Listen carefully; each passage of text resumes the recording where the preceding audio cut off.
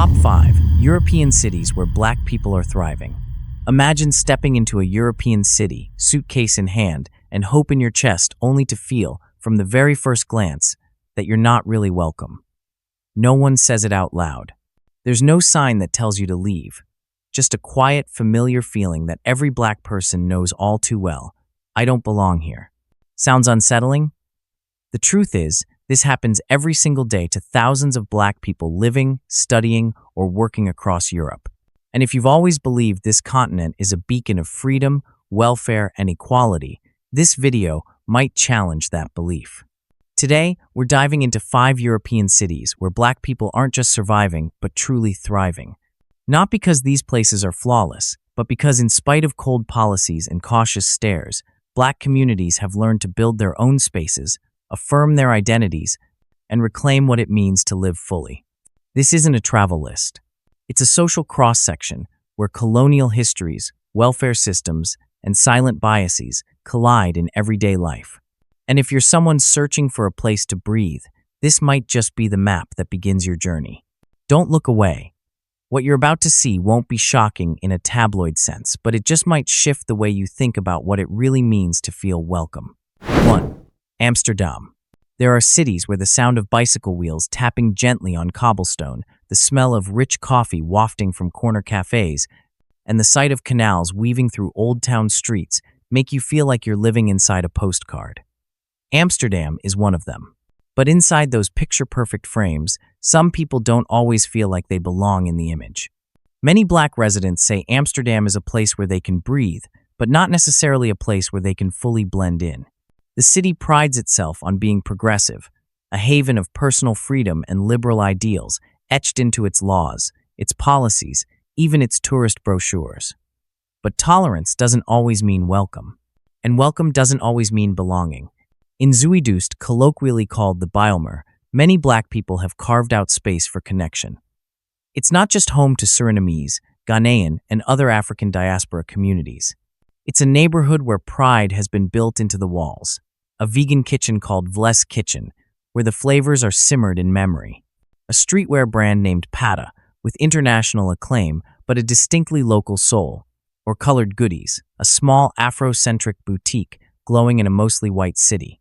These are more than businesses. They're refueling stations for the spirit where black people feel seen, heard, remembered.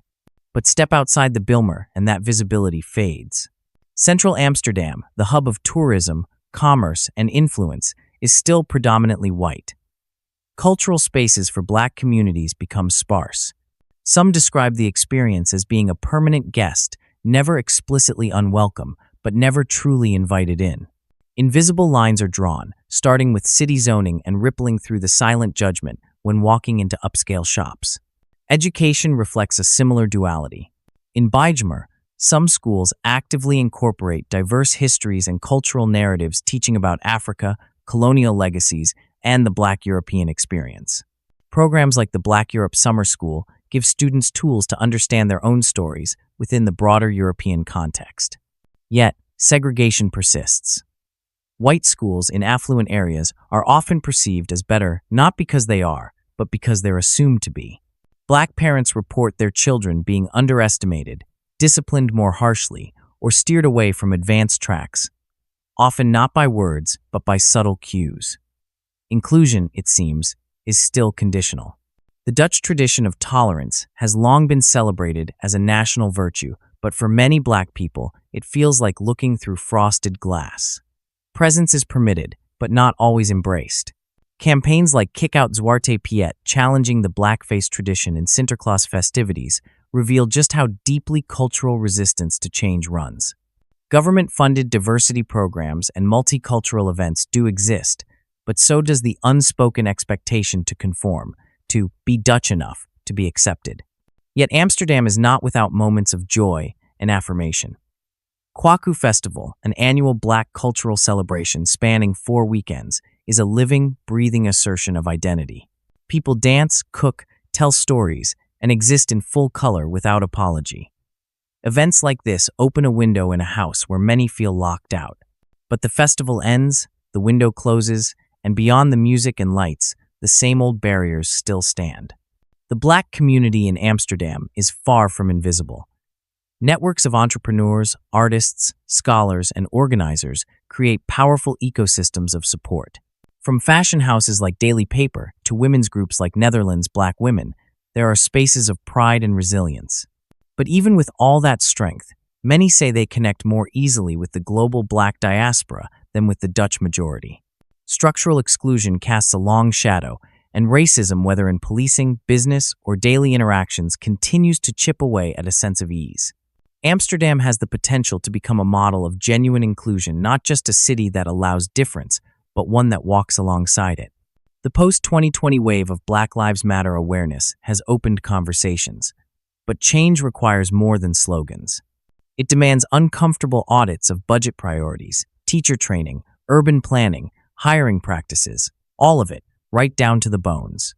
For Black individuals seeking a new start, Amsterdam, especially the Bijlmer, can be a solid place to land.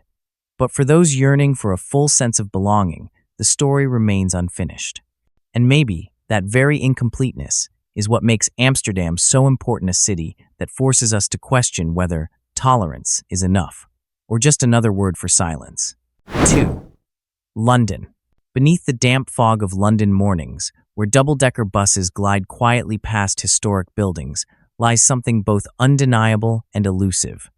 The unshakable presence of Black communities, vibrant, deep-rooted, and resilient, yet constantly pulled between celebration and exclusion. They say London is one of the most racially diverse cities in the world, and for Black communities, that isn't just a slogan, it's living history. Since 1948, when the Empire Windrush docked at Tilbury, carrying the first wave of Jamaican migrants, a new chapter began not just for Britain, but for the story of racial coexistence across Europe. Those passengers, invited to rebuild post-war Britain, became the backbone of public sectors, from transport to healthcare to education. But along with their contributions came silent suspicion, rundown housing, and coded signs that read, "No Blacks, no dogs, no Irish." Today, walk through Brixton or Peckham, and the traces of that legacy are alive. Afro-Caribbean food markets bustle with energy, towering murals feature Michelle Obama and Marcus Garvey, and the streets pulse with Black-owned cafes, bookshops, and fashion houses. The Black Cultural Archive still opens its doors daily, not just as a museum, but as a memory corridor guiding people through the present. And yet, that very visibility carries its own tension. The more present you are, the more you risk being boxed in. Many Black Londoners say they feel comfortable in their own neighborhoods, but the moment they step into unfamiliar postcodes, they brace for subtle surveillance, quiet judgment. Gentrification cuts deep, rents skyrocket, cultural spaces vanish, and slowly, the people who built the soul of these neighborhoods are priced out of their own history. But even in those spaces under threat, Black culture grows wild like weeds through cracks in concrete. Brixton Splash, a street festival built on pride, music, and memory, turns Windrush Square into a declaration, "We're still here." In Peckham, nicknamed Little Lagos, Nigerian families create new roots, opening shops, building churches, speaking Yoruba on the sidewalks of South London. Black excellence in London doesn't stop at street level. It rises to Parliament, where figures like Diane Abbott, Britain's first Black woman MP, still face racism even as they shatter ceilings. In the arts, voices like Santan Dave, Clovis Salmon, and Damson Idris redefine what British culture looks like. But behind each spotlight is a shadow: racial bias in schools, hiring gaps in corporate spaces, and the constant effort to prove worthiness just to exist. Reports show that poverty still affects over a third of Black Londoners. Schools exclude Black children at higher rates. Leadership positions remain overwhelmingly white. But instead of surrendering, the community transforms struggle into structure. Initiatives like Reclaim Brixton push back against displacement. Events like Black Excellence Awards shine light on overlooked brilliance. And through it all, the message is steady. We're not asking for charity, we're demanding recognition. One user on Twitter once wrote, "Being Black in London means watching someone who looks like you on television and then getting followed around a store 20 minutes later." It's a sentence that lingers. That duality, thriving but not safe, is familiar to many Black Britons, especially those born and raised in the city. Because in London, success isn't always protection. And visibility doesn't always mean belonging. London is no utopia, but it's not a desert either. It's a place where history, conflict, and hope all move at once. It doesn't hand out inclusion easily, but it doesn't reject outright either. That tension between Brixton being gentrified and black pride growing stronger is what makes London a mirror worth looking into. Not to flatter ourselves, but to interrogate what we're still avoiding. For those seeking a city with legacy, community, and opportunity, London is hard to ignore. But for those dreaming of a life free from judgment, it remains an unfinished story. And maybe that's exactly why it matters. Because in that story written between graffiti-covered walls, tube announcements, and a new generation redefining what black success looks like, seeds of change are still being sown. 3. Berlin. Some cities carry scars from the past, but somehow become sanctuaries for those rebuilding themselves from the inside out. Berlin is one of those cities once split by a wall, now drawing people who want to break boundaries not just of geography, but of identity, race, and belonging. For black communities, Berlin isn't like the traditional diaspora centers. It's not where you go to reminisce about where you came from. It's where you go to reconstruct who you might become. Like an open canvas of selfhood, the city offers just enough chaos to be liberating, just enough contradiction to be honest. Many black people describe Berlin as a kind of creative blank space, a place where English flows through art studios and tech hubs, where being unconventional is practically culture. Nigerians, Ghanaians, Eritreans have been arriving since the 82nd, and now their children are threading their own stories into a new Berlin, one that's more diverse, more expressive, and yet still uneasy under the weight of its history. This is a city that held the 1884 Berlin Conference, the very meeting that carved up Africa among European powers. Germany's colonial footprint in Namibia and Togo left behind genocide, internment camps, and silence. Under the Nazis, black people in Germany weren't just stigmatized, they were sterilized, erased, executed. After the war, biracial children of African American soldiers were often adopted out of the country, as if nobody quite knew what to do with them. But Berlin is also a place trying to repair. Mohrenstrasse, a street whose name once echoed colonial slurs, has been renamed after Anton Wilhelm Amo, an Afro-German philosopher. Organizations like ISD and ADEFRA are pushing forward, fighting for justice, for dignity, for memory. And yet, many black residents still describe a daily friction being followed in supermarkets, rejected for apartments, or eyed suspiciously for speaking in a language too loud or too foreign. A recent survey showed over half of sub-Saharan Africans in Germany have faced harassment nearly double the EU average. And yet, in this complicated soil, black art blooms. Poets like May Ayim and Audre Lorde, who coined the term Afro-German, transformed Berlin into an emotional classroom for those exploring identity. Exhibitions at Berlin, screenings at Berlinale, and lectures at Humboldt University aren't just about displaying talent, they're about reclaiming the narrative, about rewriting history in voices that were once silenced. Music is no less essential. Festivals like Afrolution or Whole offer space for black queer communities, for Afrobeat rhythms, for techno, the genre now recognized by UNESCO, but rooted in black American resistance. Still, many note the contradiction. The music gets in, but the people don't. Club doors open to the sound of black culture, while black bodies wait outside. Gentrification only sharpens that tension. Kreuzberg, once a refuge for immigrants and artists, now feels the squeeze of real estate fever. Creative spaces are shrinking, rent is rising, and people are asking, is Berlin feeding its artists or slowly pushing them out? Still, something else is growing. Programs like Accra Berlin foster cross-cultural dialogue. Black History Month, held in Germany since 1990, continues to challenge the national narrative.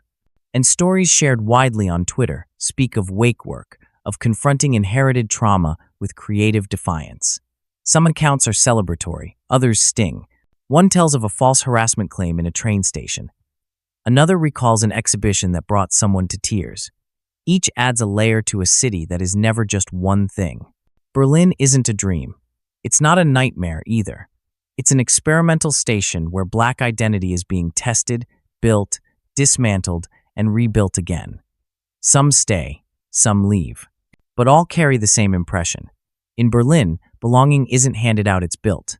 Slowly, painfully, through friction with the past, through art that won't shut up, and through the quiet spaces between everything the city tries to forget. 4. Lisbon. Some cities greet you with sunshine, but others greet you with memory. Lisbon is one of those places where warmth doesn't just come from the Atlantic breeze, but from the nod of a stranger on the corner, from the pulse of Afrobeat drifting through open-air markets, and from the way Black communities have carved out a sense of belonging within a history once chained to the hulls of slave ships. Lisbon offers a kind of healing for many Black people, not the soft, complete kind, but the kind born from scars. The kind where people learn to stitch their skin back together using music, food, and fragments of memory painted in graffiti and served in communal kitchens. Neighborhoods like Moraria and Intendente, often dismissed as immigrant quarters, have become spaces of cultural ignition where Creole blends into Portuguese, where English meets Criollo, where ancestral voices still echo in the rhythm of feet dancing in small community halls. But Lisbon is also a city of dual realities. One reality glows with hospitality, especially in the city center, where tourism and cosmopolitanism offer the illusion of equal welcome. The other reality lingers quietly in the suburbs.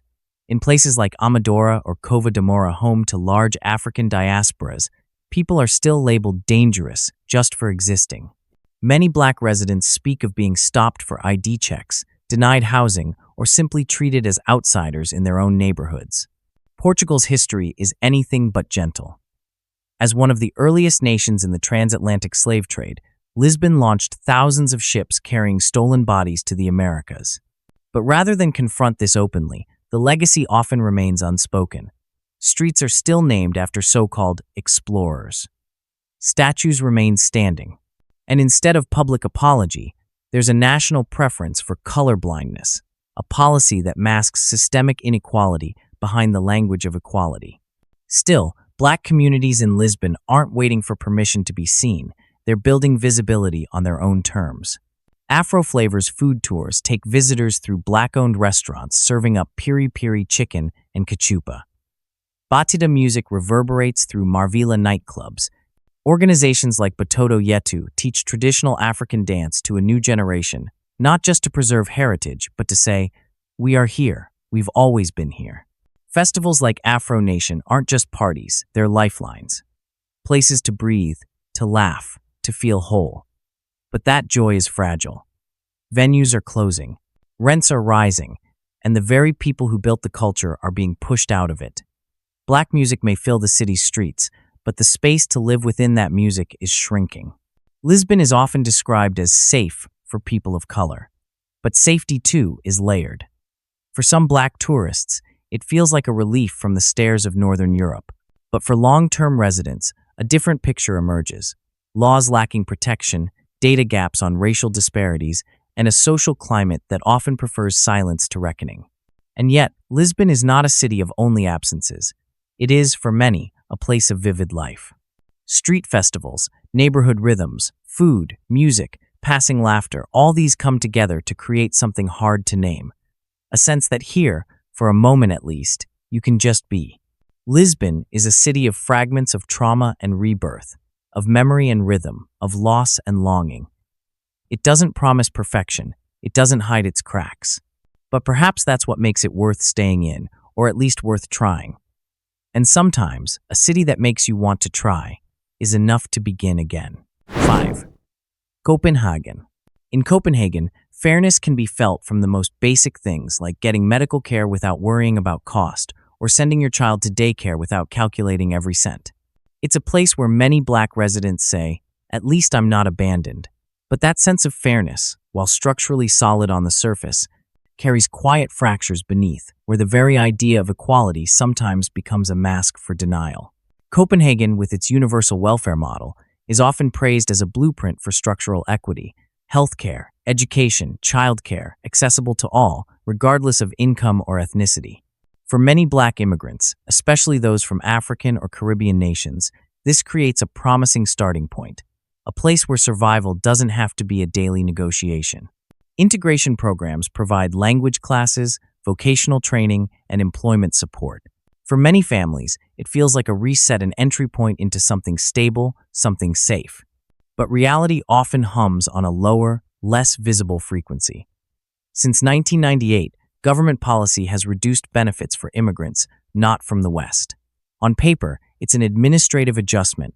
In practice, it creates a two-tiered system, one where Black families disproportionately fall into the lower tier. Their children face higher poverty risks, limited access to quality services, and a national dream that feels shorter with every denied application or unreturned call. In neighborhoods like Nørrebro, home to Copenhagen's most diverse communities, you can feel both the warmth and the quiet caution. Multicultural cafes, community events, friendly nods between neighbors of different backgrounds, but also an unspoken tension that you're welcome here so long as you don't make too much noise. One Black resident wrote on Twitter, "Copenhagen gives me everything I need to live, but never lets me forget that I'm not from here." One of the more complex issues for many Black residents is Denmark's colorblind policy. In the name of fairness, the government avoids collecting data on race or ethnicity, but when there are no numbers, there is no proof. And without proof, experiences of discrimination are easily dismissed as personal anecdotes, not systemic patterns. Meanwhile, laws like the ghetto legislation, introduced in 2018, classify neighborhoods based on the proportion of non-Western residents, label them at risk, and enforce stricter controls. Unsurprisingly, these areas often overlap with where Black families live. Some Black residents say living in Copenhagen is the first time they haven't had to constantly justify their right to be somewhere. They don't fear getting shot in a traffic stop. They don't have to pay hundreds out of pocket for a doctor's visit. Their kids go to school without worrying about tuition, but that feeling of safety is fragile. Because in those very schools, their children may be labeled disruptive for speaking up. In those same clinics, their pain might be minimized, dismissed, second-guessed. People share stories of being openly mocked in the street, called slurs, or denied entry to clubs with the excuse that it's too full. These aren't wounds that bleed, but ones that seep, slowly eroding the sense of wholeness that material comfort alone can't restore. Copenhagen isn't a cold city. There are welcoming pockets, open-hearted allies, and real opportunities. But within the Black experience, especially for young Afro-Danes born and raised here, larger questions begin to surface. Can structural equity ever replace a true sense of belonging? Is social welfare enough to heal the invisible wounds when your very presence still feels like an inconvenience? Denmark is a country whose systems are often steps ahead of others in social design, but that same on-paper perfection can make it easy to overlook the quiet exclusions built into the everyday. And Copenhagen, beneath its quiet neighborhoods, its bright kindergartens, its dinners with everything in place, is facing that question daily. A question that has no easy answer, but absolutely deserves to be asked.